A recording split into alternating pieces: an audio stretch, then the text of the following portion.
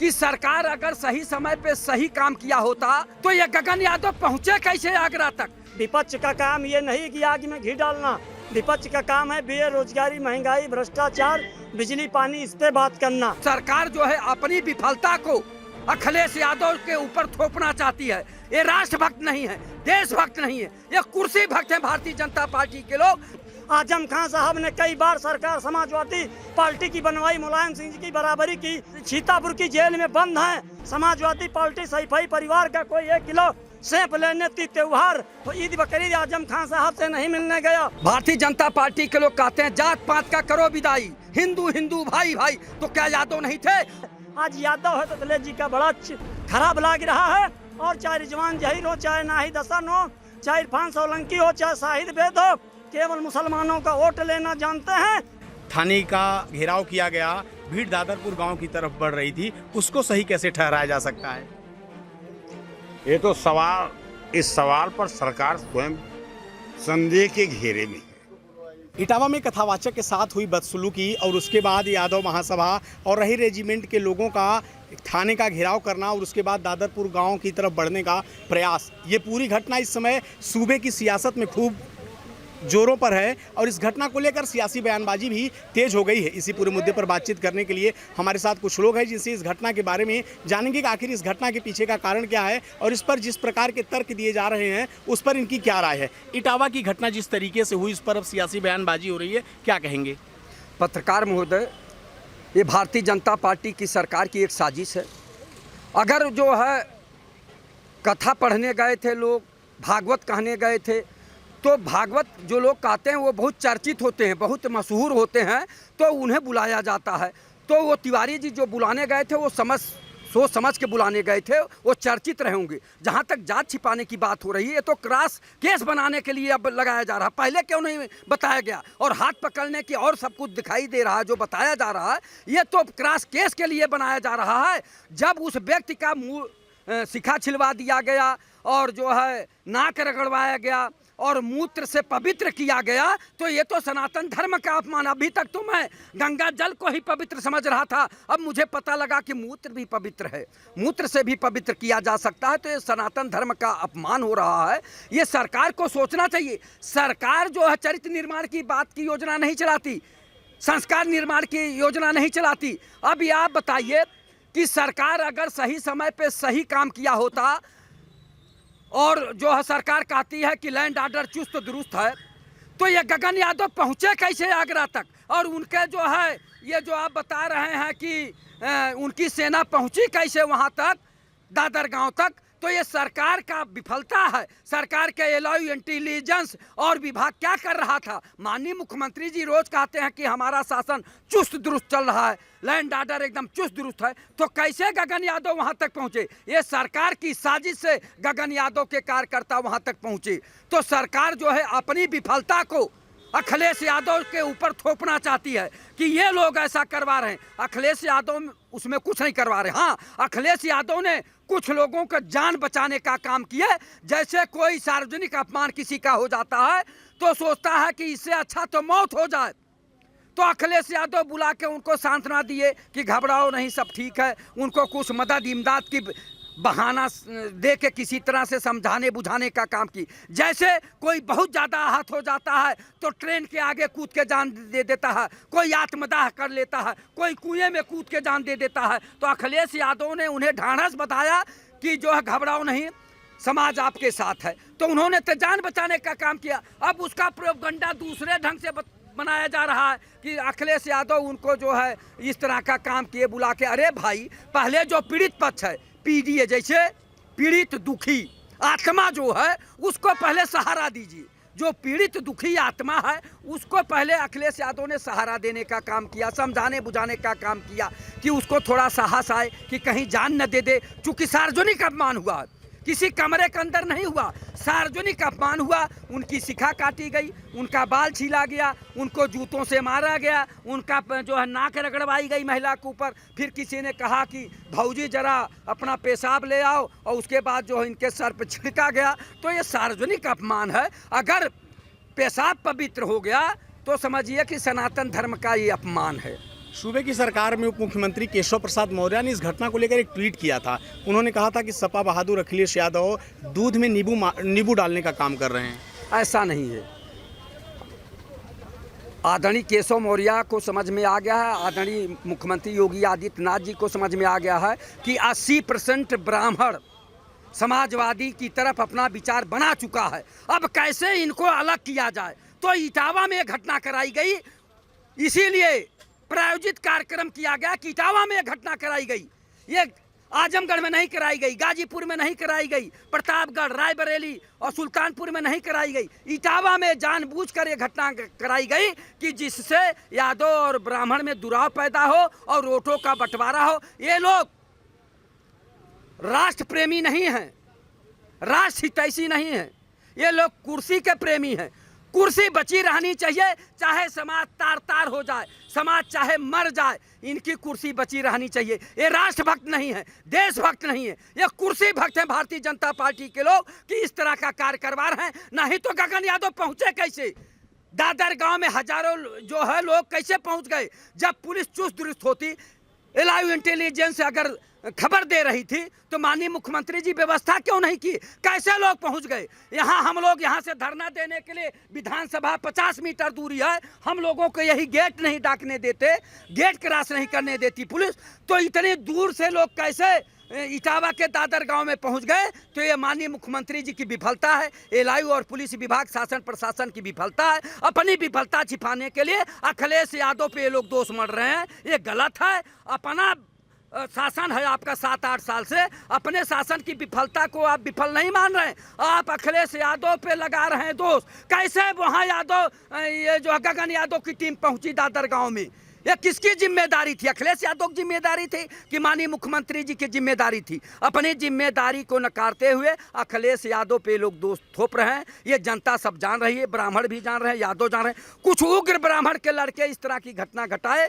और कुछ उग्र यादव के लड़के भी इस तरह का काम किए, इससे समाज बंटने वाला नहीं है। ब्राह्मण और यादव में हमेशा जो है दोस्ती रही, मानवता रही, समरसता रही है, ये बरकरार रहनी चाहिए। ये किसी चंद लोगों के बहकावे में नहीं आना चाहिए, शांति बरकरार रहनी चाहिए, भाईचारा बरकरार रहना चाहिए। और ये सियासत में जनता पिसती है, जनता मरती है, नेता नहीं मरता है, नेता के लड़के नहीं मरते हैं, मरती है जनता। तो जनता को सोचना पड़ेगा कि हमें कैसे रहना है। इसलिए मैं बार बार जनता से आग्रह करूंगा कि आप लोग उग्र मत होइए।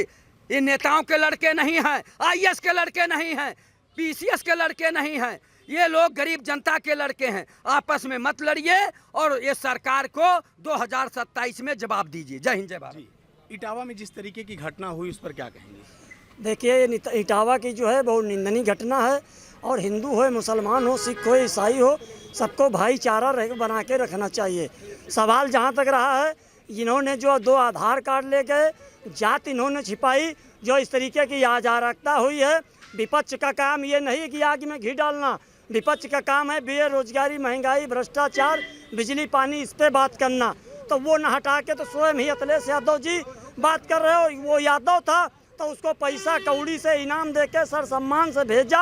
मैं बड़े दुख के साथ कहना पड़ता हूँ, आजम खान साहब ने कई बार सरकार समाजवादी पार्टी की बनवाई, मुलायम सिंह जी की बराबरी की, राजनीति करने वाले थे।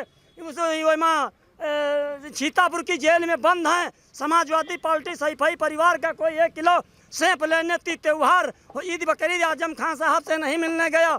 परसों तहजीब फातिमा गई थी, रो के चली आई। पत्रकारों ने पूछा कि क्या करेंगे, कहने आने वाले दिन में अल्लाह ही रास्ता तय करेगा। तो महोदय, कहने का मतलब हमारा, चाहे संभल की घटना हो, चाहे औरंगजेब, चाहे राणा सांगा वाली, माननीय अखिलेश जी की तो ही सदस्य, चाहे वो अब्बू आजमी हो, चाहे रामलाल सुमन हो, यही लोग तो बोल लेते, कोई दूसरा तो नहीं बोला था। तो हमारा कहने का मतलब यह है, उत्तर प्रदेश के माननीय मुख्यमंत्री जी से मैं मांग करता हूँ कि इटावा की घटना को गंभीरता से लेते हुए जांच कराए और जो दोषी पाए उसके खिलाफ कार्रवाई कराए, जो भाईचारा में दुर्भाव न पैदा हो, इंसानियत और मानवता शिष्टाचार का भाईचारा बरकरार रहे। बाकी इस तरीके का जो विपक्ष घटना कर रही है उसके खिलाफ सख्त कार्रवाई की जाए, भविष्य में ऐसा ना कुछ किया जाए।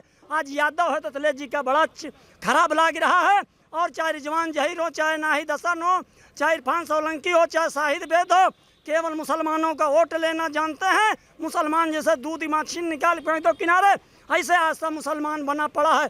और यही मतलब ये दिखाना चाहते हैं कि पीडीए का नारा, अरे पीडीए का मतलब क्या है? जब जातिवाद पहले आप कर रहे हो तो सरकार बनने पर क्या आरोप होगा? एक तरफ ब्राह्मणों के साथ अन्याय हो रहा और एक तरफ बाबा माता प्रसाद को नेता विरोधी दल बनाए बैठे। भी आप नीति नियत को देख लीजिए। तो हमारे साथ कुछ और लोग हैं जिनसे बात करेंगे। जी जी, क्या कहेंगे? भारतीय जनता पार्टी के लोग कहते हैं जात पात का करो विदाई, हिंदू हिंदू भाई भाई। तो क्या यादव नहीं थे? और जहाँ तक कभी हमारे पूर्व वक्ता बोले तो आजम खां के लड़के का कैसे जो है उम्र में घटाव बढ़ा हुआ, कैसे डबल वो बनाए उनका आधार कार्ड, क्यों जेल गए? और शाइस्ता कहाँ है? अतीक अहमद का नाम क्यों नहीं लिया जा रहा? अतीक अहमद भी तो उसमें जोड़ना चाहिए और अपराधियों का नाम जोड़ना चाहिए। जब अपराधियों का, तो सरकार अगर सही काम कर रही है तो चिल्पो कैसा? अगर आजम खां गलती नहीं किए थे तो जेल में क्या कानून नहीं है? कानून भी तो काम करता है। केवल सब अखिलेश यादव ही ठेकेदार हैं, सबका ठेकेदार अखिलेश यादव हैं। मुसलमानों के बड़े नेता कौन हैं? AIIM के आसुद्दीन ओवैसी, वो लोग क्या कर रहे थे? आज भी इतने के बाद भी आजम खान मंत्री ओवैसी की पार्टी से नहीं थे। आज भी 98% मुसलमान अखिलेश यादव पर विश्वास करता है। वोट भी समाजवादी पे करेगा। जो गलत काम करेगा आज करे, 20 साल बाद सजा पाएगा, 40 साल बाद पाएगा, लेकिन पाएगा।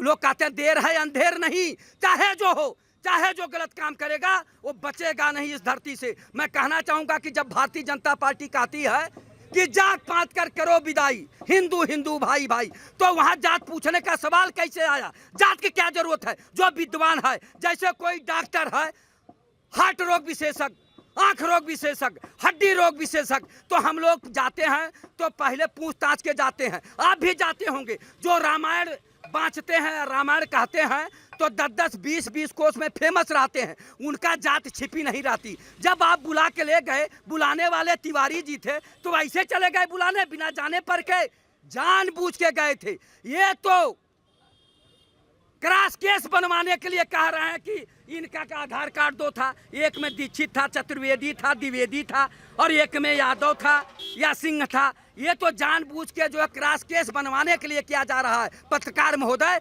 हकीकत को जानिए। जब जात पात के करो विदाई, हिंदू हिंदू भाई भाई, तो जात पूछने का सवाल कहाँ से आ गया? और तिवारी जी जब वो कथा वाचने के लिए बुलाए थे तो 10-15 दिन पहले बुलाने गए होंगे। सब जांच परख के जानबूझ के बुलाने गए होंगे, और आज जात पूछी जा रही है। तो ये सनातन धर्म का अपमान है। और मोहन भागवत जी भी कहे थे कि जात पात कर करो विदाई, हिंदू हिंदू भाई भाई।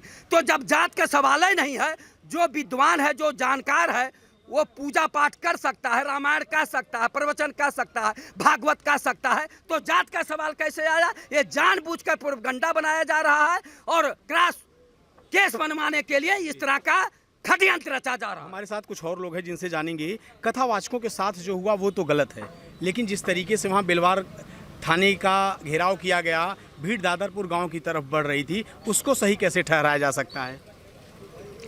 ये तो सवाल, इस सवाल पर सरकार स्वयं संदेह के घेरे में है। जी जी जी जी, सरकार स्वयं संदेह के घेरे में है। गगन यादव कौन ऐसी व्यवस्था किए, किस रास्ते से चले गए कि सरकार को नहीं पता चला? और सरकार की ये पुलिस चौकी, एलाऊ, क्या क्या जांच एजेंसियां क्या कर रही थी, कैसे चली गई? सवाल तो यहाँ सवाल खड़ा हो रहा है।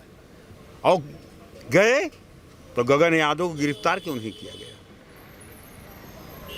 भाई वो नेतृत्व करता थे, गांव की तरफ कूच कर रहे थे, तो उनको क्यों नहीं गिरफ्तार किया गया? इसका मतलब है कि कहीं ना कहीं से गगन यादव को पीछे से समर्थन प्राप्त था। किसका?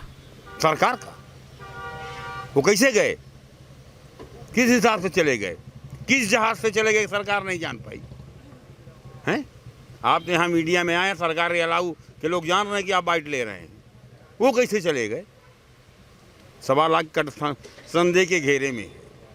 रही बात कथावाचक के साथ जो अन्याय हुआ, वो कथा ही कहने तो गए थे, कथा के कहने पर कोई दूसरी बात तो नहीं कह रहे थे। तो कथा कहने के लिए क्या कोई एक विशेष धर्म के लोग ही कह सकते हैं?